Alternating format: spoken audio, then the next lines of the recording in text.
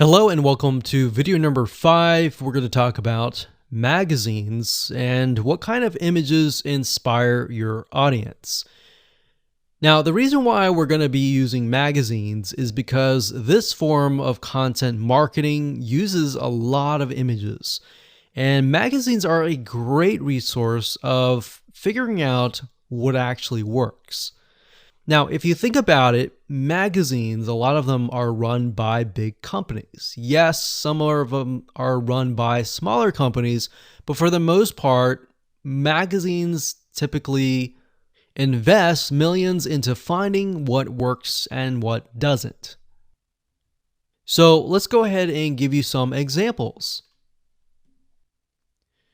Okay, so finding magazines are actually very easy to do. All you have to do is simply go to google.com, type in the keyword, and then space magazines. So in this case, we're going to stick with knitting. So we got knitting magazines. And as you can see, there are all sorts of knitting magazines here. Now, what we're trying to look for here are patterns, similar things. So we can see the age group of these, which is actually very interesting to me because I would think people who are interested in knitting may be older. But this actually shows me that I am wrong. So what we want to do here is we want to go to these pages and just open these up like this.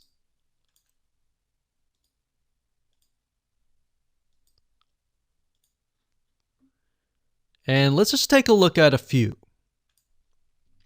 Okay, so now that I've opened up these magazines in different windows, you'll notice one thing in common. They will tell you about the magazine, they'll give you some reviews, but it won't really allow you to look inside of the magazine. Now, the reason why I open these up is because what we do is we dig deeper. So knit simple magazine, what I do is right click on search Google for this. So we'll search Google for this. We'll scroll down until we find the website. So if we scroll down, we can see it is knits or knitsimple.mag.com. We're going to go to this page and here we are.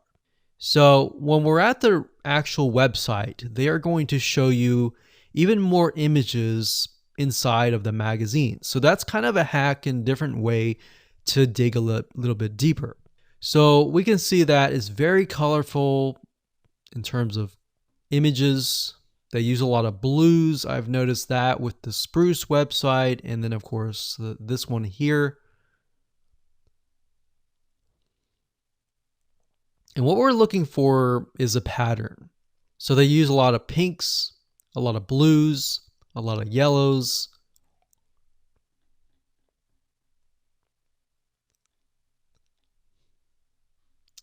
And we can dig deeper, like so.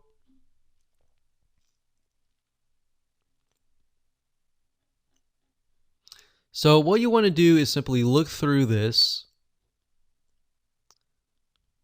and get a better idea of the different images, the different colors that stand out. All right, so I'm going to close this down. I'm going to go to the next one. This one is Interweave Knits Magazine.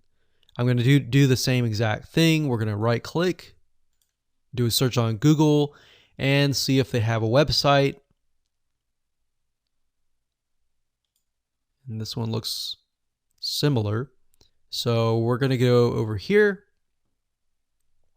So it looks like they are covering a wide variety of different topics, but this one here gives us an idea of the coloring, the patterns,